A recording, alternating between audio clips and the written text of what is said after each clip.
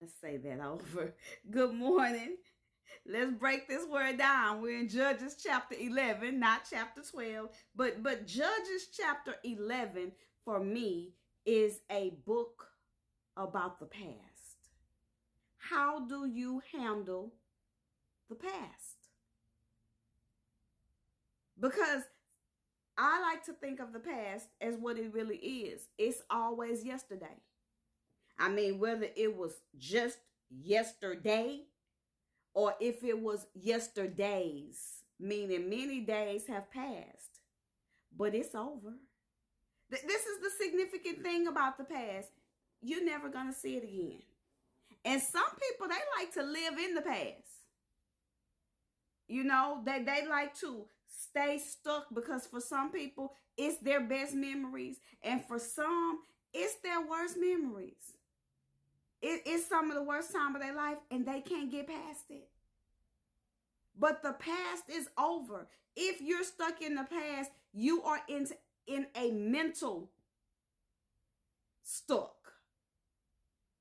Because if God blessed you to see this day, that's why we call today the present. It is a gift. It's a gift. And so are you living in your present? Or are you stuck in your past? We meet Jephthah. And Jephthah is a tough warrior. That's how he is described in verse 1. He is a tough warrior. We meet him knowing who he is, knowing his circumstance, knowing his situation. He's a tough warrior. But we're immediately introduced to where he comes from. And he comes from a prostitute.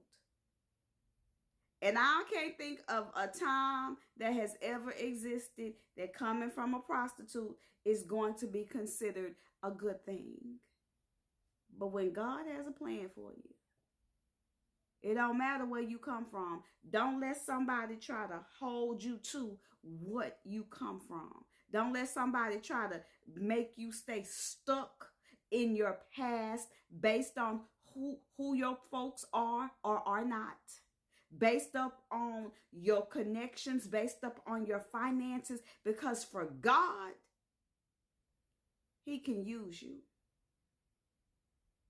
He can use you. And if someone tries to make you feel bad about where you come from or don't come from, if you consider from the wrong side of town, you've been birthed out of the wrong person, that you got the wrong DNA, folks ain't never liked your folks, that's Satan.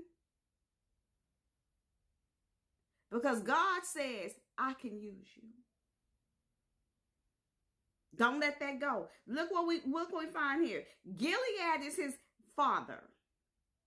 But remember, Gilead been sleeping with a prostitute. So at the house, he not a single man. He got a wife.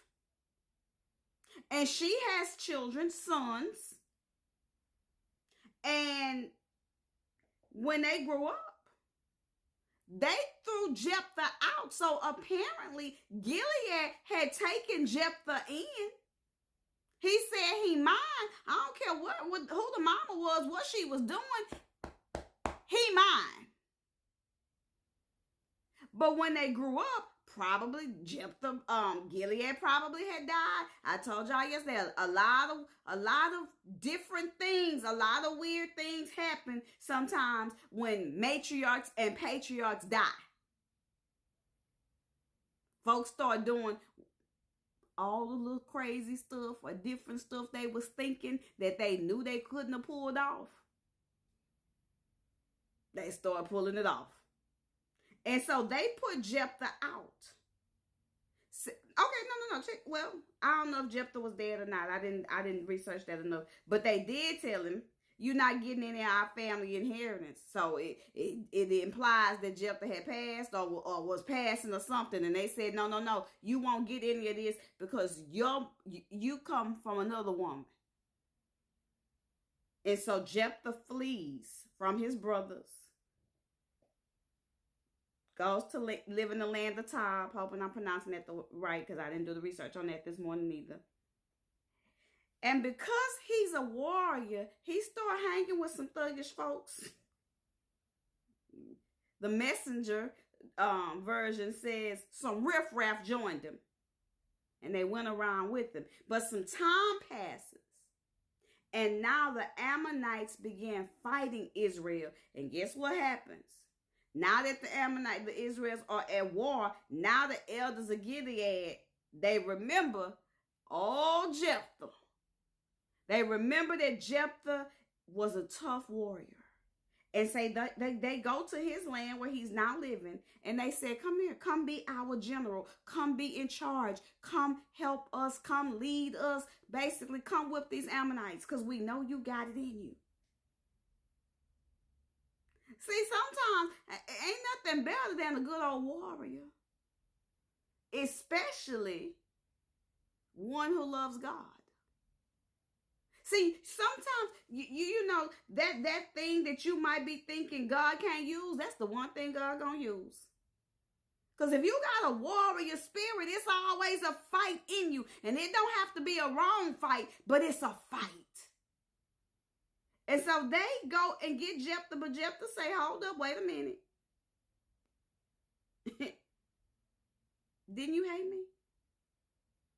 Didn't y'all let them folks kick me out? My family home? Did nobody come to my rescue? But you coming to me now? You coming to me because you're in trouble, right? Now you come? Now you want me? Now the Gilead leaders, they say, yeah, that's the truth. We're coming to get you because we know you can fight. You got them hands. We know. We remember what you do, and we need what you do, so we coming. They ain't trying to sugarcoat it, wasn't no lies about it. Yes, we are coming to you because you got them hands on you. And this is what I talk about, why I say Judges 11 is a story of the past, because sometimes opportunity will present you in your present that will definitely bring up your past. But if it's godly opportunity, if it's opportunity to move forward, if it's opportunity to grow you, to change your life, how do you respond? Because some of us will stay stuck in the past. Some of us will stay stuck and we'll be like, you hated me. You let me get kicked out of my family home. And now because you need me, and no, I'm not doing it. Don't miss it.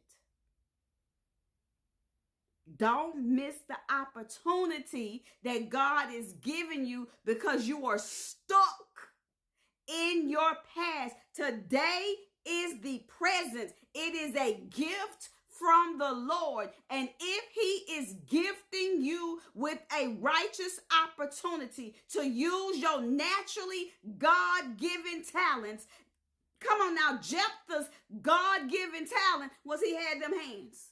He was a warrior. He was a fighter in his spirit. And when it's time for war, honey, what you want is a person who God has gifted to be a warrior. Now, we're not going to act like God won't call those who, that this wasn't a natural thing, because we seen him call Gideon, but don't forget, Gideon was like, who?